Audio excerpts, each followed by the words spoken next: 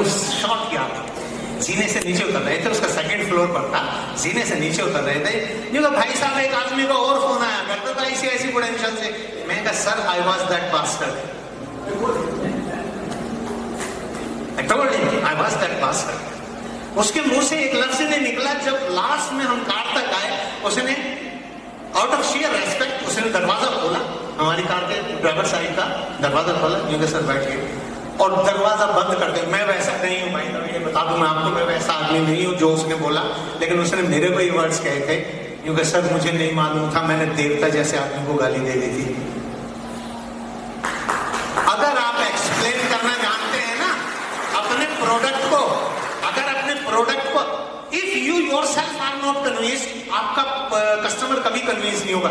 आपको अपने प्रोडक्ट पर, आपको अपनी कंपनी पर, आपको अपने बिजनेस सेटअप पर कितना विश्वास है, ये आपके ऊपर डिपेंड करता है, और ये डिसाइड करेगा what quantum of business you will get. आपको कैसा बिजनेस मिलेगा ये इस बात के ऊपर डिपेंड करता है हाउ कन्विंस्ड यू आर। आप कितने कन्विंस है अपने प्रोडक्ट से?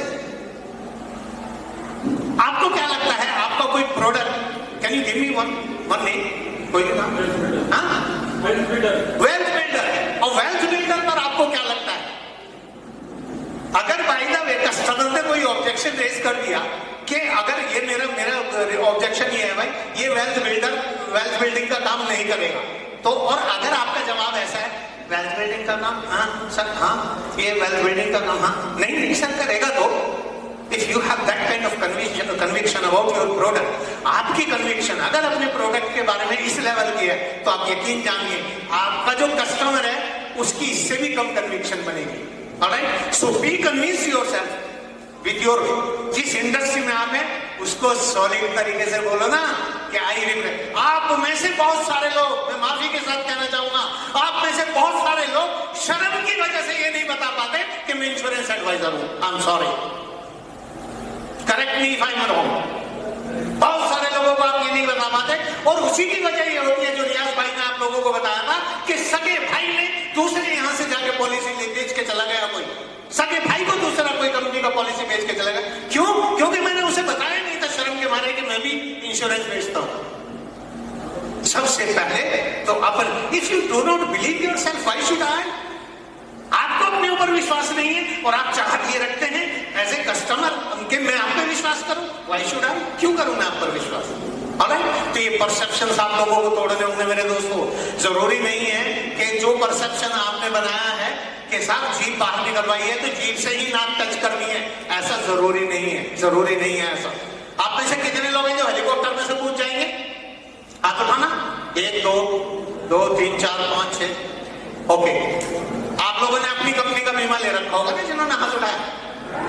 पैराशूट, हाँ थैंक यू वेरी मच, मेरा काम हो गया, वेरी गुड। जिन लोगों ने हाथ उठाए हैं और पैराशूट की डिमांड कर रहे हैं वो लोग, और जिन लोगों ने डर की वजह से हाथ ही नहीं उठाया, उन सब लोगों को हेलीकॉप्टर उड़ता हुआ नजर आ रहा है। क्यों भाई, खड़े हुए हेलीकॉप्टर में से पैराशूट की जरूरत पड़ेगी क्या? तो खड़े हुए हेलीकॉप्टर में से कूदना कोई मुश्किल काम है क्या? लेकिन आपका परसेप्शन क्या है? हेलीकॉप्टर उड़ रहा है। मैंने कहा क्या हेलीकॉप्टर उड़ रहा है? मैंने बोला था क्या? नहीं बोला ना। किसने डिसाइड किया? बोल दे जाओ यार, किसने डिसाइड किया? अगर आपने डिसाइड किया और आपने ही डिसाइड कर लिया कि एसबीआई लाइफ की पॉलिसी नहीं बिकती है, तो ये आपने डिसाइड किया मेरे दोस्तों, वरना एसबीआई लाइफ तो लाखों की पॉलिसी बेच चुकी है मेरे दोस्तों। ये आपकी गलती है, मेरी। ओके,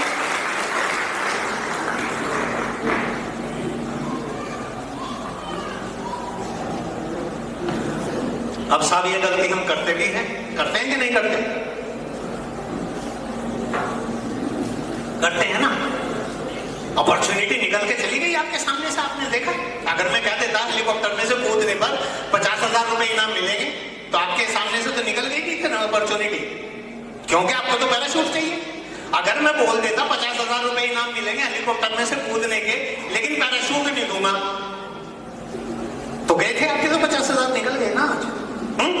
इसी तरह से रोजाना पॉलिसी बेचने की opportunity because of your perception, क्योंकि आपने अज्यूम किया कि इस आदमी को पॉलिसी नहीं बिकेगी, इसलिए पॉलिसी नहीं बिकती है।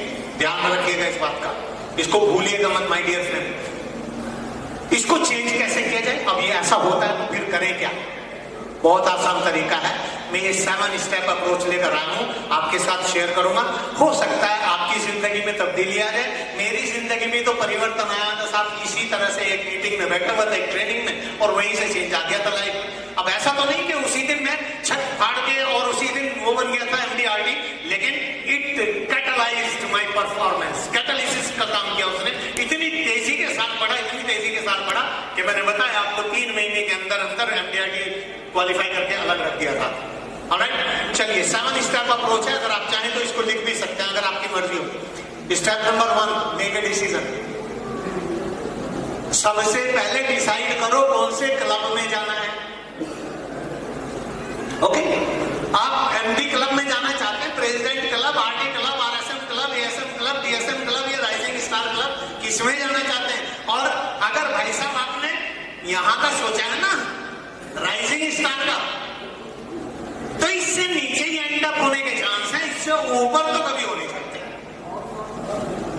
ये जो है ना लाइफ इंश्योरेंस की अपॉर्चुनिटी, मैं आपको बताऊं, ये समंदर है, समंदर। It is an ocean. ये अपॉर्चुनिटीज का समंदर है, ये अचीवमेंट का समंदर है।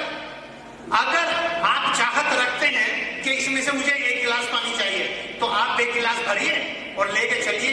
हो सकता है उस 1 गिलास में से छलक के कुछ कम हो जाए, 1 गिलास से ज्यादा नहीं आएगा, ध्यान रखना इस बात का। अगर आपकी चाहत है कि मुझे तो 1 बाल्टी पानी चाहिए, तो बाल्टी लेकर जाइए, समंदर में डुबोइए, बाल्टी को लेकर चल दीजिए। उस बाल्टी से कम तो हो सकता है, उससे ज्यादा नहीं आएगा। और अगर आपको चाहत ज्यादा की है, बढ़ेगी, एक बहुत बड़ा टैंकर लेकर जाइए, आप टैंकर भरिए और लेकर चल दीजिए, छलक के कम तो हो जाएगा, लेकिन उससे ज्यादा नहीं हो सकता। इसलिए थिंक बिग, थिंक बिग। यहां पर बड़ी सोच रखिएगा, थिंक बिग। अरे अगर मेरे को राइजिंग स्टार्ट करना है, I must shoot on DSM club, and if I want to qualify for MD club, why only MD club? MD club मैं अपने बारे में बताता हूं दोस्तों आपको। मेरे को जब मेरे एजेंसी मैनेजर बोलते थे वहां, उसको जो मेरे इमीडिएट मैनेजर थे, एजेंसी मैनेजर मेरे को कहते कि अपना टारगेट इस महीने 10% बढ़ाइए। आम एडवाइजर को ये यहां लगता है शूट करता है, यहां पर यार टारगेट बढ़ा दिया। खुश होना चाहिए, खुश। वो 10% का करता था, मैं 15% बढ़ाया करता था। अगर किसी वजह से खुदा न खास्ता कम रह गया तो कम से कम 10% तो अचीव कर लूंगा, और 10% अचीव करने पर जो बेनिफिट इसने बताए वो तो गारंटी हो गए ना मेरे। लोग क्या करते हैं, जैसे टारगेट बताया ना अपने सीनियर ने, यार टारगेट दे दिया,